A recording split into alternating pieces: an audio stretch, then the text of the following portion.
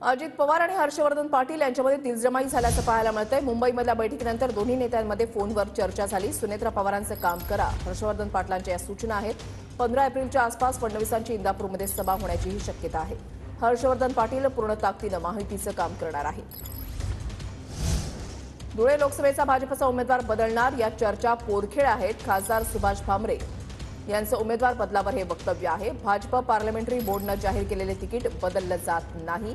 उमेदवार बदलण्याचं वक्तव्य करणं हा काहींचा बालिशपणा आहे, असंही त्यांनी म्हटलंय। तिकीटसाठी सगळ्यांनी प्रयत्न केला, हा त्याचा अधिकार आहे।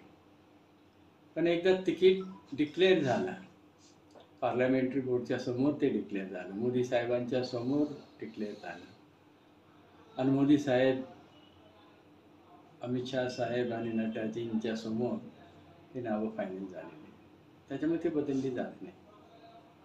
परंतु ते बालिशपणा करतायत, त्यांना करू द्या।